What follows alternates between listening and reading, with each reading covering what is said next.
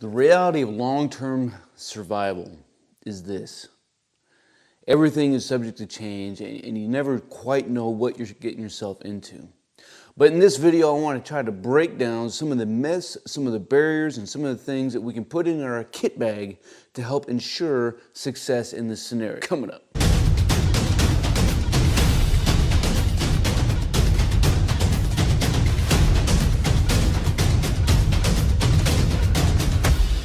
Hey, welcome to the channel, friends. As always, man, I am super stoked and pumped up to see you, man. I gotta tell you, I don't even know what's going on right now, but right now I am just super stoked. Hey, if you're stoked too, leave a comment down below.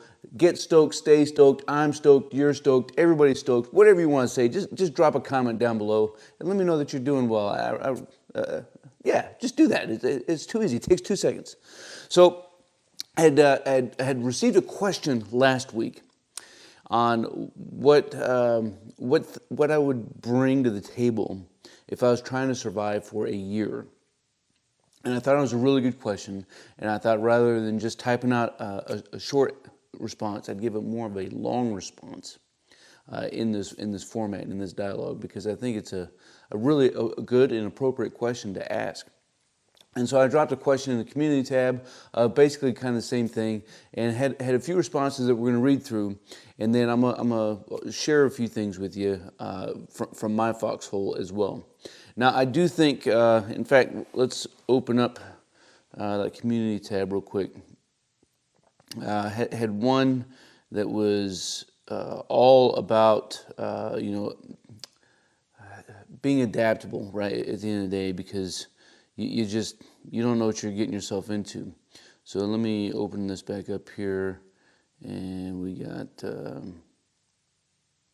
no one survival technique is from the Archangel, because we got to be prepared to adapt, and I think that's a very true statement, and that everything is situational. And so Eric D says his priorities or things, his must-haves would be a fire source and a water source. Tony Hildebrand talks about the 10 C's of survival, and we'll talk about those here in just a second. But we're talking about, this is Dave Canterbury's Pathfinder School, Self-Reliance Outfitters, big dudes out there, way bigger than me. Hey team, gonna take a short pause and remind you to check down in the description below for a link to any of the gear seen in the video, as well as over a dozen lists on my Amazon influencer page to help you organize and harden your kit. And if you're looking for a deeper connection, including one-on-one instruction, you'll also find a link to my Patreon page featuring 6 levels of membership so you can select the right perk, value, and support that you're looking for. Back to the content. Talk about, the 10 C's. We're talking about items like cutting device, compass, cordage, cover, things of this. It's 10 C's. It sounds well. And then Curtis talks about having a few different items as well. Actually, quite a bit of stuff here. And then shares a couple links to some other big guys that are out there as well.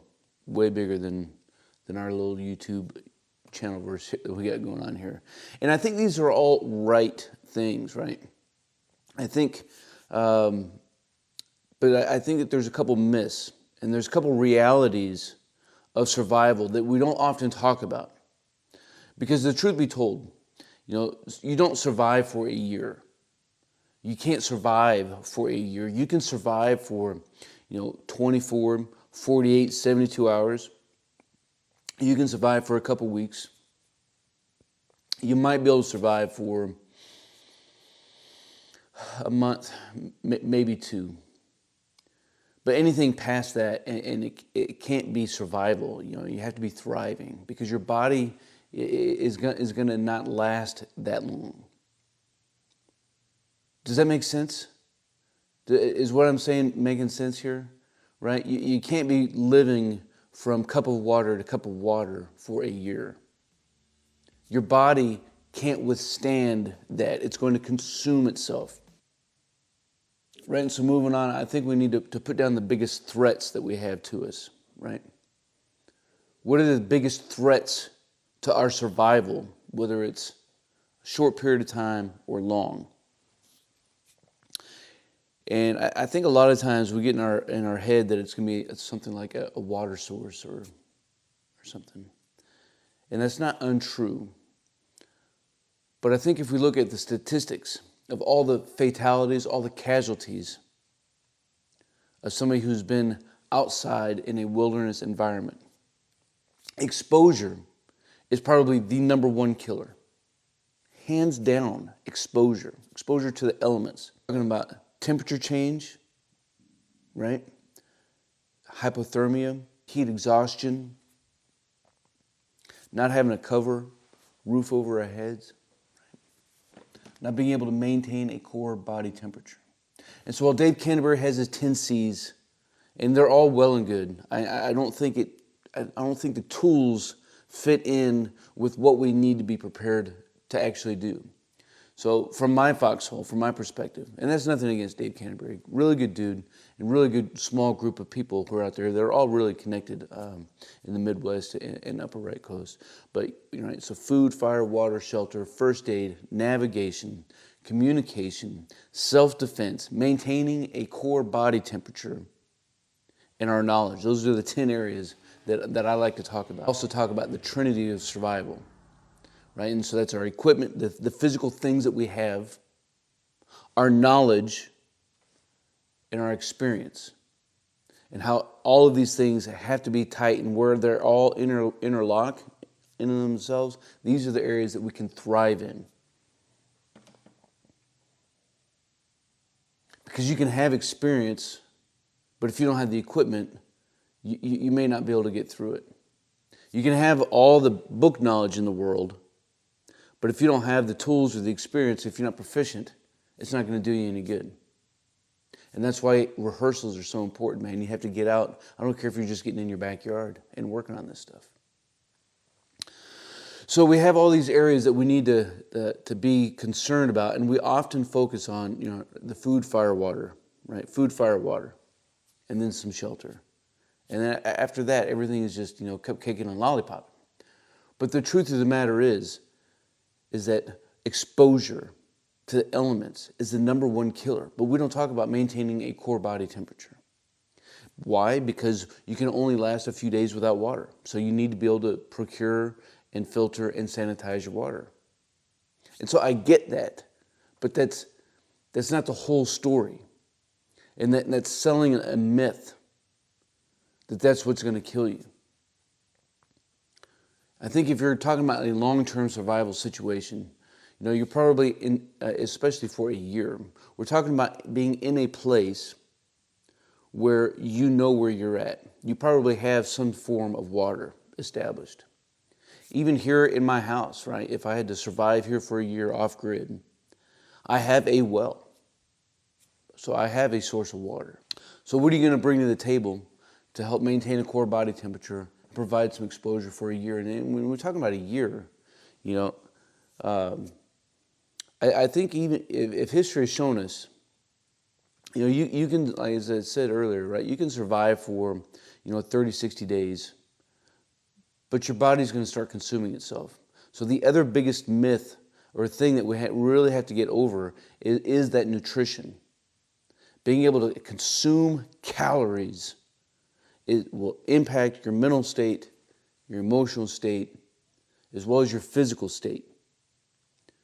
Right? Once you start to lose that, once it starts to slip through your fingers, everything begins to change. And so you need to think about what you need to not only maintain your core temp and protect you from the elements, but how are you going to maintain your calorie intake? You can't survive on one mouse every other day. So you need to be thinking about food. How am I going to procure food, and what kind of place am I in where I can do this? And truth be told, location is key in this.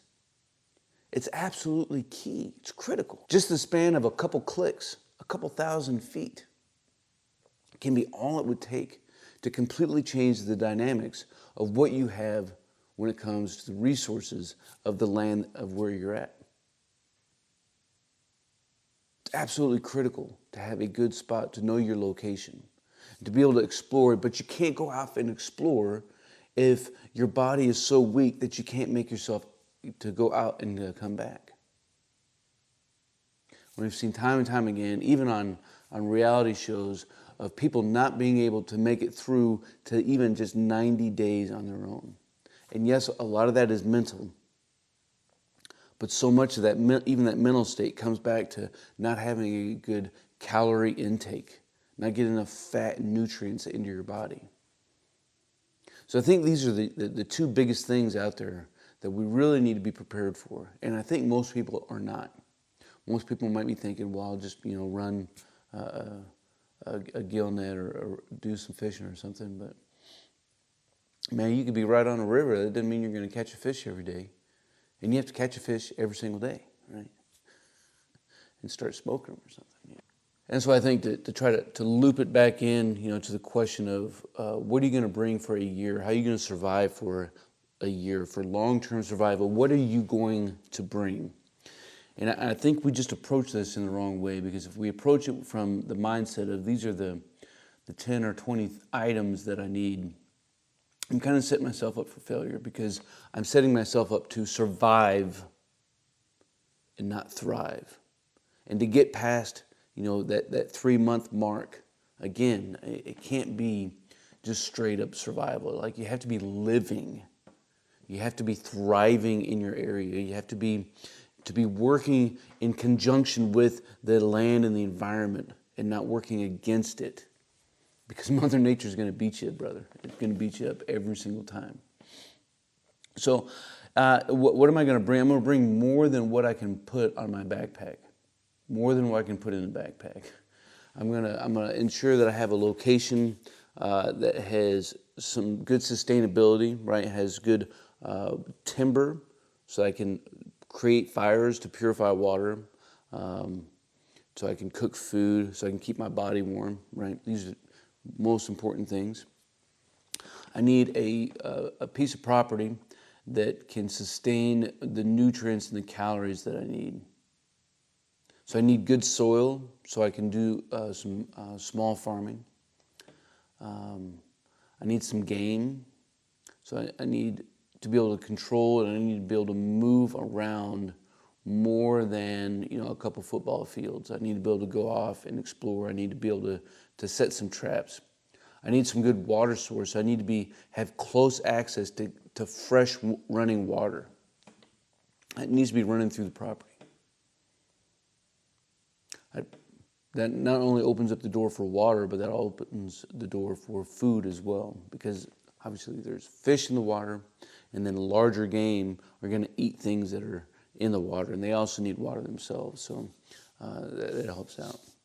I need to have all the things I can to prepare a shelter to help protect me from those elements. And I need to think about 4 seasons of survival. So I need to think about what it's going to be like in the dead of winter wherever my location is at. I also need to think about what it's going to be like in the heat of summer, right?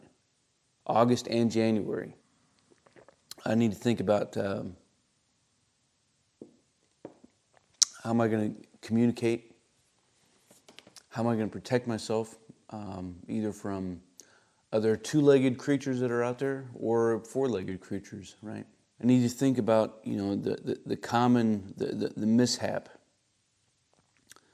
the mistake, twisted ankle, slice of a finger that could turn into an infection. So how am I going to treat first aid? And so I need to make sure that I have plenty of first aid items on myself, some antibiotics, some bandages. Because truth be told, that's probably the third thing that's out there is first aid. It could just be a splinter, it got dug into your foot or your hand that gets infected, and you can't treat it. And it just goes downhill from there as your body begins to fight the infection. And in that process, it just all snowballs and collapses in on you, right? Because in that process of being sick, then you're not consuming water. You're not consuming food. Your body's becoming weaker and weaker, it's beginning to consume more of itself. Everything is connected. Hopefully I'm more than just by myself, so I need to think about, communication. How am I going to communicate with people in my group, or even people in the outside world? So whether we're talking about shortwave radios for getting out into the world, or even just whistles, or some sort of radio frequency, some kind of RF, in and around our area. But I need to think about how we're going to communicate. I also need to think about navigation. So I need to have, I prefer to have maps of my area. Thinking about, even if it's just making my own maps, right? So I need pen and paper. I need some kind of a hobby. I need to keep my mind busy and active, right? So give me my guitar, give me some books, give me a journal to jot some notes down, whether it's just daily stuff or just my own emotional thoughts, or whatever the case is. You need some kind of an outlet. And the other thing I need to bring to the table is, some knowledge, right? Again, this all goes back to the 10 things that I think that we need that will help prepare us for a variety of situations. And the other thing is knowledge. So I want books, because I don't know everything. I can't remember everything.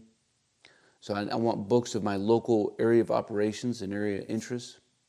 I need books on first aid. I need my books on gaming and canning and farming, and I want all of the knowledge so it's at my fingertip, because I can't remember all. There's just too much. There's too much.